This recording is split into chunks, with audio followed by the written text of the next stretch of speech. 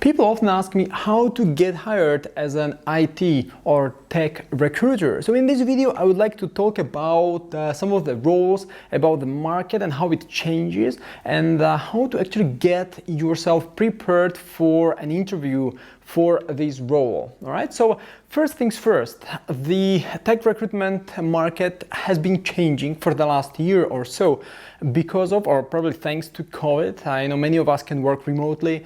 We can work for companies around the world. We can recruit international talents. So this is very, very exciting space to be in these days.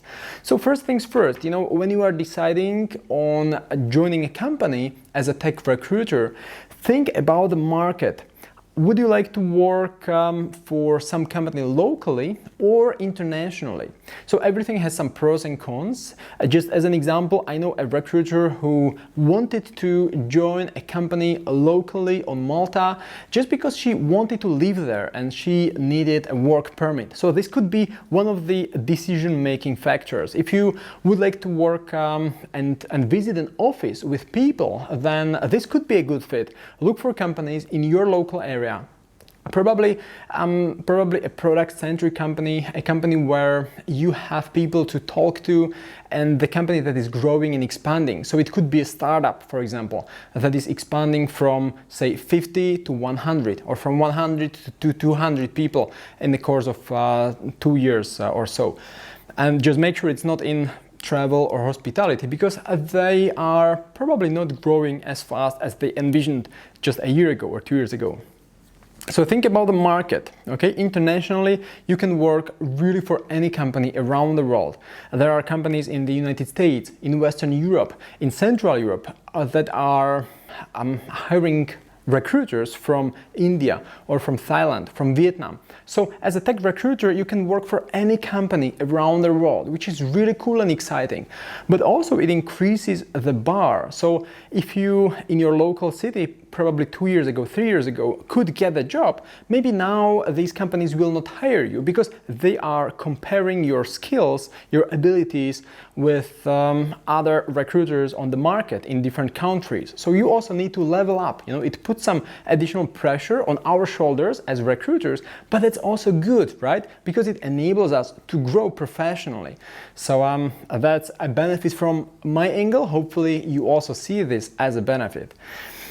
Second, the role. So think about what exactly would you like to do as a tech recruiter? Would you like to focus on sourcing? Would you like to, I almost say just, but it's equally important. So would you like to source people? Would you like to do the research on different social media or GitHub or LinkedIn or in the database? And would you like only to focus on that? If yes, great. Focus on the role of a sourcer.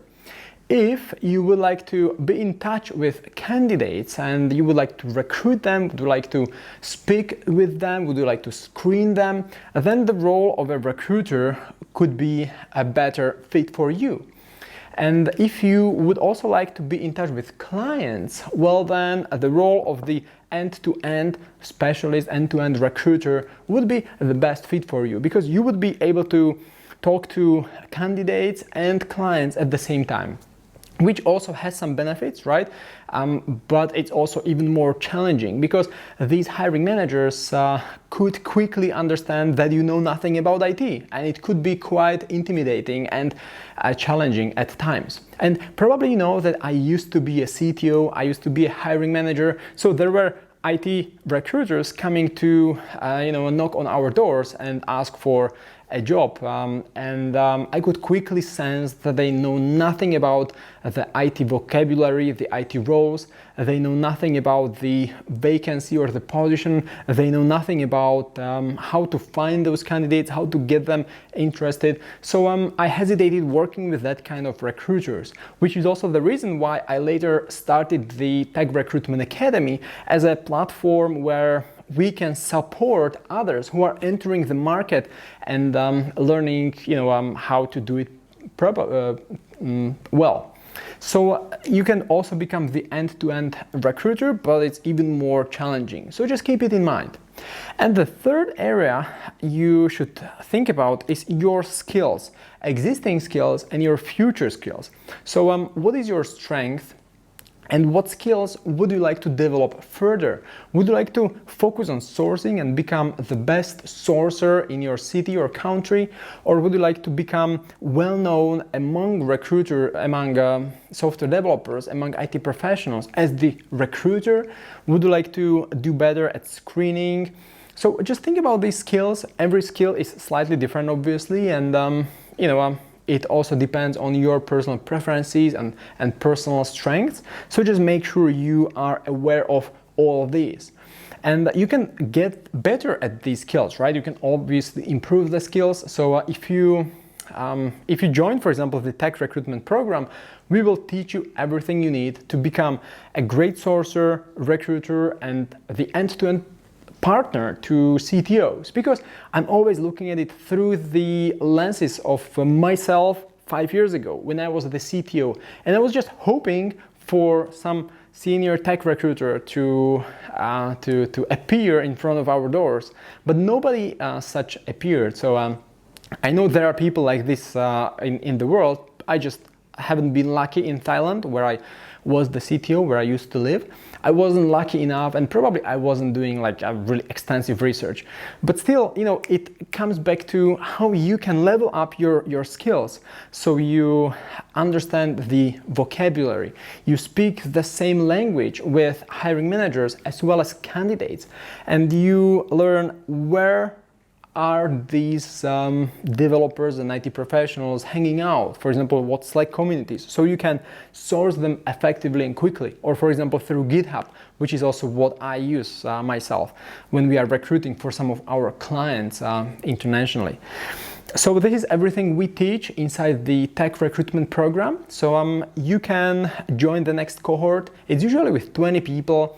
We go through the essential vocabulary. We talk about the different case studies and how do I approach it, because I'm the hands-on person. I really recruit for our international clients, and I know the vocabulary. I've been in IT for over 15 years. So you would get the best out of the best in this program, because it's not just some theory, but I'm showing you screenshots of emails that I sent. I'm showing you examples of case studies, or the whole case studies step by step. So you have access to lots of videos, lots of case studies, lots of material, and most importantly, lots of worksheets and materials and mind maps that will help you to learn this IT terminology and vocabulary step by step. Because nothing is more annoying than being overwhelmed with all the IT terminology. I know, I've been there, and that's why I have created all these mind maps and materials and worksheets and ebooks that will help you progress step by step. So if you join the Tech Recruitment program with a group of 20 recruiters, you will become a proficient recruiter in only 3 weeks. So the first 10 days, we will hop on live calls every day, and the last 10 days, you will get assignments, you will get follow-up videos. So this will make you a proficient international tech recruiter who will know how to source developers, how to talk to clients with confidence, what kind of vocabulary to use, what kind of questions to use. So lots of recruiters already went through the program. So if you would like to get hired as a tech recruiter, then join the program. Just go to techrecruitmentprogram.com and get your ticket for the next class.